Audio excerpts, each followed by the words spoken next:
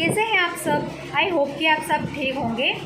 और दोस्तों, आप सबके सजेशंस मिलके ना मुझे बहुत अच्छा लग रहा है कि आप लोग इतना सपोर्ट कर रहे हो मुझे और मुझे अच्छा सा सजेशन दे रहे हो और मेरा रिकवरी के लिए। तो इसके लिए आप सबको बहुत बहुत शुक्रिया। दोस्तों, एक बार अगर हमारा एक्सीडेंट होता है ना, तो उसके बाद हमें सारी चीज़ें धीरे धीरे पता चलती जाती है। हमारे फ्रैक्चर होने से लेके हमारे रिकवरी तक का जो भी प्रोसीजर होता है, जो भी प्रोसेस होता है, क्या करना है क्या नहीं करना है, वो सारी चीज़ें हमें पता चल जाती है दोस्तों। तो वो हमारा एक एक्सपीरियंस बन जाता है कि हमें क्या करना चाहिए, क्या नहीं करना चाहिए, कब क्या कैसे होगा, ये सारी चीज़ें हमें पता चल जाती है। तो ऐसे करके ना हमें सारी चीज़ें पता चल जाती हैं। और मुझे भी धीरे धीरे 10 महीना हुआ है मेरा एक्सीडेंट से लेके अभी तक का। तो ये 10 महीने में मुझे सारी चीज़ें मुझे भी पता चल गई। लेकिन मेरा रिकवरी न होने का 2 रीज़न था, जो शायद मुझे पता है क्यों नहीं हुआ। मेरा जो बोन है वो जॉइंट नहीं हुआ है। मेरा जो फ्रैक्चर है वो नॉन यूनियन फ्रैक्चर हो गया था, क्योंकि वो अपने टाइम लिमिट के अंदर वो जॉइंट नहीं हुआ था। मैंने 6 महीने वेट किया फिर भी जॉइंट नहीं हुआ था। मैंने 9 महीने वेट किया फिर भी जॉइंट नहीं हुआ था। तो नॉन यूनियन फ्रैक्चर, जो नॉन यूनियन फ्रैक्चर क्या होता है दोस्तों? नॉन यूनियन फ्रैक्चर वो होता है जो अपने टाइम लिमिट के अकॉर्डिंग वो जॉइंट नहीं होता है। वो जॉइंट नहीं होता है तो हम उससे बोलते हैं हड्डी का नहीं जुड़ना, हड्डी का अपने आप से नहीं जुड़ना। वो वैसे ही कंडीशन में रहता है जो पहले एट द टाइम ऑफ हमारे एक्सीडेंट में जो फ्रैक्चर हुआ था वैसे ही कंडीशन में रहता है। तो उसे हम नॉन यूनियन फ्रैक्चर बोलते हैं दोस्तों। तो दोस्तों, आप लोगों को पता ही है अभी का मेरा जो कंडीशन है। वैसे मैं कल ही आई हूँ हॉस्पिटल से डिस्चार्ज होके। कल मुझे छुट्टी मिला और अभी मेरा एक दूसरा सर्जरी हुआ है और इन्फेक्शन भी लग गया था, वो मैंने आपको बताया था। दोस्तों, मैं जब मेरा फर्स्ट सर्जरी हुआ था 10 महीने पहले, आगे मैंने बताया था, वो सर्जरी के बाद मुझे छुट्टी दे दी गई थी। उसके बाद मैं घर पे आई थी बहुत खुश होके कि अभी बहुत अच्छा हो जाएगा, धीरे धीरे मेरा रिकवरी हो जाएगा। और अच्छा भी हो गया था, सब कुछ अच्छा चल रहा था। फिर स्टिचेस कटाने का दिन आ गया, फिर से मैं हॉस्पिटल में गई और स्टिचेस कट किए। बहुत अच्छा था, मतलब सारे स्टिचेस अच्छे से सूख गए थे। डॉक्टर्स ने भी बोला था अब कंडीशन अच्छा है, आप आज से एक्सरसाइज करना शुरू करो, क्योंकि इतने टाइम से हमारा जो प्लास्टर में हमारा पैर रहता है तो वो थोड़ा नी बेंडिंग नहीं होता है हमारा, क्योंकि वो सारी जकड़न हो जाती है। तो उसके लिए स्टिफनेस आ जाता है हमारे पैर में। तो वो स्टिफनेस हटाने के लिए हमें एक्सरसाइज करना कंपलसरी हो जाता है। तो डॉक्टर्स ने भी मुझे वही बताया था कि अभी आप एक्सरसाइज करना चालू कर दो। दोस्तों, फिर मैंने भी नी बेंडिंग का एक्सरसाइज करना शुरू कर दिया था विदाउट एनी शक किए बिना, क्योंकि पहले तो हमें कुछ पता नहीं होता है। पर क्या हुआ, जैसे ही स्टिचेस कटिंग होके मैं घर पे आई, डॉक्टर ने बोला आप नहाना पड़ेगा, क्योंकि नहाने से इतने दिनों से मैं नहाई नहीं थी। उन्होंने नहाना बोला, मैं तो खुश हो गई, घर पे आके अच्छे से नहा लिया। प्लास्टिक थोड़ा सा जहाँ पे स्टिचेस एरिया है वहाँ पे प्लास्टिक रखा था, लेकिन फिर भी पानी तो पानी होता है, पानी तो गया अंदर। मुझे उसका एग्जैक्ट रीज़न नहीं पता है कि इन्फेक्शन कैसे हुआ, बट मुझे इतना पता चला कि नहाने के बाद ही कुछ गलत हुआ था, पर मुझे नहीं पता था कि ऐसा भी होता है। तो मैं तो ऐसे ही अच्छे से एक्सरसाइज कर रही थी और अंदर तो इन्फेक्शन हो रहा था फ्रेंड्स, लेकिन जो इन्फेक्शन बन रहा था अंदर वो मुझे पता नहीं चला था। क्योंकि अगर इन्फेक्शन होता है ना तो उसके थोड़े सिम्टम्स हमें देखने को मिलते हैं, जैसे कि हमें पेन होना, स्वेलिंग होना, या हमारा जहाँ पे इन्फेक्शन एरिया है वहाँ का स्किन का कलर चेंज होना। वो सारे रीजंस में थोड़ा तो हमें सिम्टम्स दिखने चाहिए ना, मगर मुझे ना ऐसे कोई सिम्टम्स नहीं दिखे। मुझे पता भी नहीं था कि इतना डेंजर हो रहा है मेरे पाँव के अंदर। मैं तो अच्छे से एक्सरसाइज यूँ करती थी फिर एक दिन ऐसे 20 दिन बीतते गए, वो तो अंदर 20 दिन बनता था। 20 दिन का मतलब आप जानते हो एक एक दिन कितना इम्पोर्टेंट होता है। एक दिन में अगर हमारा सर्जरी नहीं होता है ना तो वो अपना भयानक रूप लेता है, बनता ही जाता है, बनता ही जाता है। तो वो गलती हमें नहीं करना चाहिए था, लेकिन मुझे पता नहीं था तो मैंने 20 दिन वेट किया। दोस्तों मेरे पाँव में ना इन्फेक्शन बन रहा था, वो भी उसके 20 दिन हो गए थे, लेकिन मुझे उसके बारे में थोड़ा सा भी पता नहीं था। और दूसरी गलती मैंने क्या किया था, मतलब वो रीज़न एग्जैक्ट मुझे पता नहीं था, लेकिन मैंने कंटिन्यू 1 वीक तक ना कच्चे अंडे पी लिए थे, जो बहुत गर्माहट देते हैं हमें। तो वो सारी चीज़ भी मुझे नहीं पता थी कि हमें ऐसा नहीं करना चाहिए, क्योंकि हमें बेड रेस्ट पर है। मुझे एक आंटी थे, उन्होंने बताया था कि आप अंडे खाओ, कच्चे अंडे, जल्दी रिकवरी मिलेगा। और मैंने तो मान लिया, तो शायद उसी की वजह से भी हो सकता है। जो कच्चे अंडे होते हैं ना, कच्चा अंडा पीना मतलब उसमें बहुत सारे बैक्टीरिया होते हैं और हर किसी के बॉडी में सूट नहीं करता है। वो जो जिम करते हैं ना, जो ज़्यादा एक्टिव रहते हैं, ऐसे लोगों में वो ज़्यादा सूट करेगा। लेकिन हम तो बेड रेस्ट पर हैं, वो भी गलती मुझे नहीं करना चाहिए था। एक तो नहाने का गलती कर दिया, भले ही डॉक्टर ने मुझे बताया था, लेकिन मुझे नहाना नहीं था। क्योंकि अब तक मैं क्या कर रही थी, वो डेटॉल पानी में मिला के वो थोड़ा सा घुसपैठ होता है ना, वो लेके पूरा शरीर को साफ करती थी और कपड़े चेंज करती थी, इस तरीके से करती थी, नहाती नहीं थी। लेकिन वो प्रोसीजर बिल्कुल करेक्ट था, मुझे नहाना नहीं था, लेकिन फिर भी मैंने नहाने का गलती किया। 20 दिन ऊपर होते गए, फिर मुझे पता तब चला कि कुछ हुआ। तब भी मुझे कोई ना स्वेलिंग था, ना फीवर आ रहा था, ना कोई पेन हो रहा था, ना ही मेरा स्किन का कलर भी चेंज हो रहा था। जहाँ पे मेरा सर्जरी हुआ है वहाँ पे पता मुझे तब चला कि एक छोटा सा पंप बना, जहाँ पे मेरा सर्जरी हुआ था, स्टिच लिए गए थे। जहाँ से मेरा स्टिच लेना स्टार्ट किया था, वहाँ से एक छोटा सा पंप बाहर की ओर निकला। वो देखने में मुझे बिल्कुल अच्छा नहीं लगा, लेकिन मैं तब भी नहीं समझ पाई थी कि ये जो है वो इन्फेक्शन हो सकता है। फिर मुझे लगा कि ये कुछ है। मैंने तो डेटॉल का पानी लिया और पोछा गीला करके उस पर रख दिया। ये मेरा तीसरा गलती था। पानी वाला पोछा मैंने उस पर रखा, मुझे लगा कि शायद अगर कीटाणु हो गए तो बैक्टीरिया वगैरह तो डेटॉल से मर जाएंगे। ये गलती मैंने खुद से कर ली, जो मुझे नहीं करना चाहिए था। पानी के कारण तो वो ज़्यादा ही बन रहा। दूसरे दिन, तीसरा दिन होता गया, वो जो पंप बना था वहाँ पे छोटा सा बबल बना था, वो बबल इतना बड़ा होता गया, तो वो इतना हो गया, इतना फ्रेंड्स, वो इतना हो गया। उसके बाद मैंने उसका फ़ोटो लेके, मुझे फिर अच्छा नहीं लगा। मैंने बोला अब तो कुछ प्रॉब्लम है।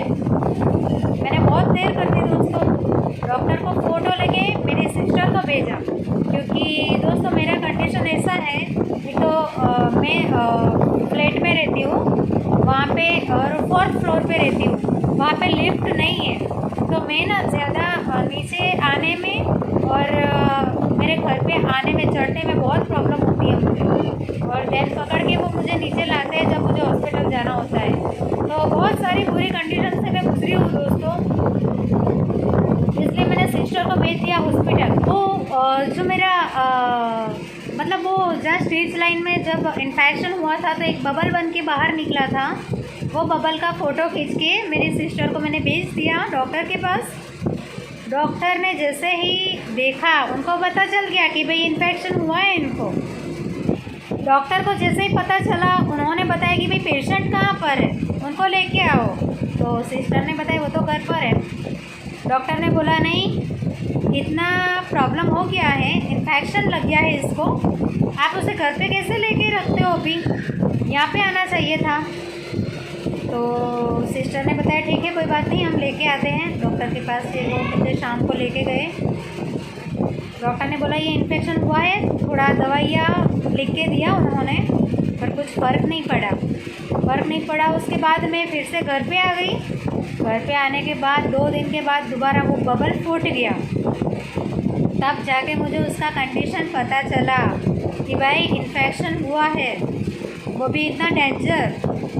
और बहुत टेंशन में आ गई कि ये क्या हो रहा है। पूरा पैर मेरा जो ऊपर का जो थाई है पूरा भर गया था। इन्फेक्शन का जब भी हमें अगर कुछ सिम्टम्स भी पता चले ना फ्रेंड्स, तो हम तुरंत से डॉक्टर से जाके मिलना चाहिए, क्योंकि वो जितना जल्दी हम उसका ट्रीटमेंट करा लेना वो हमारे लिए अच्छा है। क्योंकि जो इन्फेक्शन नाम की जो चीज़ होती है ना, वो फ्रैक्चर के लिए बहुत ही खतरनाक होता है हमारे लिए, बहुत डेंजर, उसको बहुत गंभीर समस्या बोलते हैं। इन्फेक्शन होना ही नहीं चाहिए, पर मैं हुई बेड लक, मुझे हो गया। उसको ख़त्म करने के लिए इतना ड्रेसिंग, फिर इतना इन्फेक्शन वाली दवाइयाँ मुझे लेनी पड़ती थी। वो दवाइयाँ ना बहुत मतलब बिल्कुल अच्छी नहीं लगती थी, क्योंकि दवाइयाँ खाने के बाद तो मेरा पूरा शरीर ऐसे सूख रहा था। मेरे जो हाथ और पैर हैं वहाँ वाइट वाइट हो गए, जैसे कोई वो क्षार होता है ना, जो समुद्र होता है उसमें जो नमक ऐसे सोख जाता है ना, वैसे मेरे हाथ और पैर पे भी इस तरीके का कंडीशन हो गया था। क्योंकि मुझे बहुत डेंजर, क्योंकि बहुत हो गया था मुझे इन्फेक्शन। और उन लोगों ने इस तरीके से मेरा ड्रेसिंग किया, जो ड्रेसिंग करते करते मेरा जो वहाँ स्टिच लाइन का जो एरिया था, थोड़ा बहुत जहाँ पे बबल बना था, वहाँ का स्किन इतना डैमेज हो गया। उन्होंने इस तरीके से ड्रेसिंग किया, क्योंकि ये जो ड्रेसिंग का प्रोसीजर है वो आपको पता है कितना डरावना होता है। मुझे तो बहुत डर लगता है, मुझे ये ड्रेसिंग बिल्कुल पसंद नहीं होता है, पर क्या करें, ड्रेसिंग तो करना ही पड़ता है, क्योंकि वो हमारे लिए ही अच्छा है ड्रेसिंग। लेकिन ये जो इन्फेक्शन का ड्रेसिंग होता है, तो शायद अगर किसी को हुआ होगा तो उन्हें पता चलता होगा कि किस तरीका का ड्रेसिंग। डॉक्टर्स बहुत अग्रेसिव अप्रोच के साथ ड्रेसिंग करते हैं, क्योंकि वो ज़रूरी होता है इन्फेक्शन को बाहर निकालने के लिए। वो जो सारी चीज़ वहाँ से निकल रही होती है ना, उसको बाहर निकालने के लिए ड्रेसिंग करना पड़ता था। तो वो ड्रेसिंग मुझे बहुत रुलाया।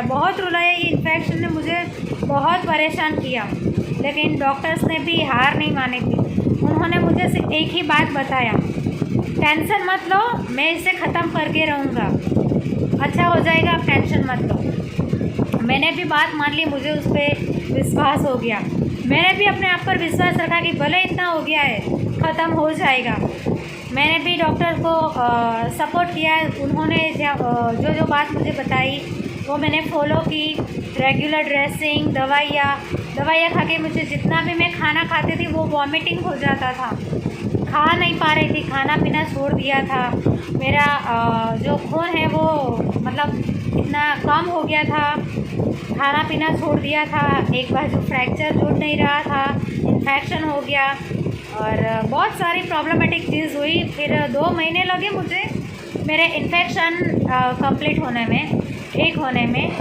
फिर 2 महीने की मेहनत के बाद, डॉक्टर और मेरी दोनों की मेहनत के बाद मुझे इन्फेक्शन ख़त्म हो गया। तब तक मुझे रोज़ डॉक्टर कॉल करके बोलते थे कैसा है, फ़ोटो भेजो, हॉस्पिटल आ जाओ, अच्छा नहीं है तो। बहुत सारी चीज़ हुई। फिर 2 महीने मेहनत के बाद, बहुत ही मेहनत के बाद मैंने अपना इन्फेक्शन ख़त्म करके मुझे अच्छा लगा दोस्तों। बहुत बुरी कंडीशन से गुजरी, तो ये इन्फेक्शन वाला चीज़ ना बहुत रुलाया मुझे, इतना डरती थी मैं, बहुत रुलाया। और दोस्तों इन्फेक्शन जब मेरा ख़त्म हो गया तो मुझे बहुत अच्छा लगा, क्योंकि इतनी सारी ख़राब सिचुएशन से मैं गुजरी हूँ। थोड़ा अच्छा लगा, अब जाके लगा कि अब थोड़ा अच्छे से डाइट फॉलो करूँगी, अच्छे से मैं अपना ये फ्रैक्चर जुड़ने के लिए अभी कोई प्रॉब्लम नहीं है मुझे। मैं वेट करती रही 4 महीना हुआ, 5 महीना हुआ, और इन्फेक्शन के कारण हमारा जो बोन होता है, उसके जो सेल होते हैं ना जुड़ने के लिए, वो डेड हो जाते हैं। वो बोन के जो सेल होते हैं ना, फ्रैक्चर वाला जो बोन, उसका जो सेल होते हैं ना, वो डेड हो जाते हैं, तो वो जॉइंट नहीं होता है, वो नॉन यूनियन हो जाता है, कि वो जुड़ता नहीं है हड्डी हमारा। वही सिचुएशन हुआ था मेरा इन्फेक्शन के कारण, और मेरे खाना ना खाने की वजह से मेरा बॉन जॉइंट नहीं हो रहा था। 5 महीना वेट किया, छठा महीना हुआ। 6 मंथ के बाद, क्योंकि बॉन जॉइंट नहीं होता है ना, तब तक हमारा जो पूरा वेट होता है ना दोस्तों, वो हमारा जो प्लेट लगाई हुई थी उस पे आ रहा था। तो प्लेट जो होता है वो उसमें इतना नहीं होता है, वो क्योंकि बॉन हमारा होता है वो नेचुरल होता है, उसमें इतना ताकत है कि वो हमारा शरीर का जो भी पूरा वेट है वो ले सकता है। लेकिन बॉन नहीं जुड़ने के कारण प्लेट हमारा वेट सहन नहीं कर पाया और वो बेंड हो गया, प्लेट मुड़ गया दोस्तों हमारा। तब मैं वॉकर से तो चल ही रही थी फ्रेंड्स, पर हुआ क्या, वॉकर से मैं एक पाँव पे चल रही थी, मैं मेरे दूसरे पाँव जहाँ पे मेरा फ्रैक्चर हो रखा है वो मुझे मतलब वहाँ पे मैं वेट नहीं दे रही थी, क्योंकि वहाँ पे वेट नहीं देना था, क्योंकि सारे टुकड़े टुकड़े हैं, सिर्फ प्लेट लगी हुई है, स्क्रू है, सपोर्ट मिला है और प्लेट भी बेंड हो गई है। मैं डॉक्टर को जाके बताया, उन्होंने बताया कि ये प्लेट बेंड हो गई है और जुड़ता नहीं है, फिर भी हम थोड़ा वेट करते हैं। मैंने वेट किया, उन्होंने अच्छा सा दूसरा दवाइयाँ मुझे कैल्शियम वाला लिख के दिया डॉक्टर ने। वेट किया पर वो तो नॉन यूनियन था, नहीं हुआ। 9 महीने तक वेट किया, फिर डॉक्टर ने बोला अब तो करना ही पड़ेगा, क्योंकि फीमर का बोन है जो हमारे शरीर की सबसे बड़ी और मजबूत हड्डी होती है दोस्तों। तो आप सोचो कि जो फीमर होता है ना, उसको जोड़ने के लिए बहुत ताकत चाहिए, अच्छा डाइट होना चाहिए। तो ये इन्फेक्शन वाला चीज़ तो बिल्कुल नहीं होना चाहिए, तो ये इन्फेक्शन हो जाता है ना, वो हमारे सेल को मार देते हैं, तो वो बॉन नहीं जुड़ पाता है।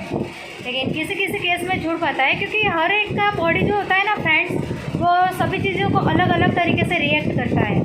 तो मेरा जो बॉडी है ना, वो इसी चीज़ में मुझे सक्सेस नहीं मिला था। तो 9 महीने इंतज़ार के बाद मुझे मेरा प्लेट भी मुड़ गया। देखो फ्रेंड्स, आप ये जो मेरा एक्सरे है वो अभी आप देख रहे हो कि किस तरीके से ये जो मेरा मैं आपको बता रही हूँ कि ये मेरे एक्सरे में आप देखो कि नहीं जुड़ा है और प्लेट थोड़ा सा मुड़ गया है, आप थोड़ा देख सकते हो। ये प्लेट थोड़ा सा मुड़ा हुआ है, जिसमें आप मेरा फ्रैक्चर है वो जॉइंट भी नहीं हुआ है, आप अच्छे से देख पा रहे होंगे सर। आपको अगर मतलब ये कैमरे में आपको इतना अच्छा सा नहीं दिख रहा होगा, लेकिन ये आप थोड़ा देखो एक्सरे में कि मेरा बॉन भी नहीं जुड़ा है और प्लेट भी मुड़ गया है। तो दोस्तों इस तरीके से मेरा अभी ये नॉन यूनियन फ्रैक्चर है मेरा फीमर का। मेरा जो नी भी टूटा था, नी वो तो जॉइंट हो गया था, 4 महीने के अंदर जॉइंट हो गया था। तो उसी के लिए तो मुझे खुशी है, क्योंकि वो पूरा अलग हो गया था, मेरा एक्सीडेंट हुआ था तब, और उसको वायर से सर्जरी में कंप्लीट किया था, उसको वायर से फिक्स किया था। तो नी मेरा जॉइंट हो गया, लेकिन ये फीमर की बात बहुत अलग है। एक तो हमारी बॉडी का सबसे बड़ा हड्डी है, सबसे मजबूत हड्डी है, तो उसको जोड़ने के लिए अभी चैलेंज हो गया है मेरे लिए। और नॉन यूनियन फ्रैक्चर है फीमर फ्रैक्चर मेरा, तो जुड़ता नहीं है। तो अभी मुझे दोबारा सर्जरी करना है, रीसर्जरी में डॉक्टर ने मुझे बोला कि आपको बोन ग्राफ्टिंग करना है।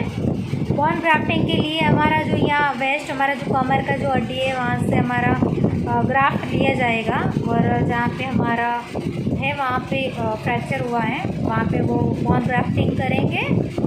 और स्टिच लेके उन्होंने मुझे बताया कि दूसरी भी प्लेट वहाँ पे लगानी पड़ेगी दूसरे सपोर्ट के लिए। तो ये आपका दूसरा सर्जरी करना पड़ेगा। लेकिन उन्होंने मुझे तब ये भी बता दिया था कि एक बार इन्फेक्शन हुआ है तो मे बी पॉसिबल के दोबारा 10% चांसेस है इन्फेक्शन होने के।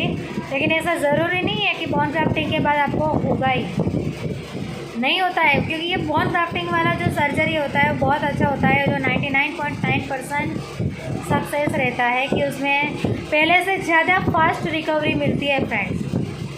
मुझे पहले बहुत डर लगा कि मुझे नहीं करना है दूसरा सर्जरी, क्योंकि एक तो पहले मैं फर्स्ट सर्जरी से गुजर चुकी हूँ, उसका जो पेन है, जो प्रोसेस है, वो सारा पेनफुल होता है।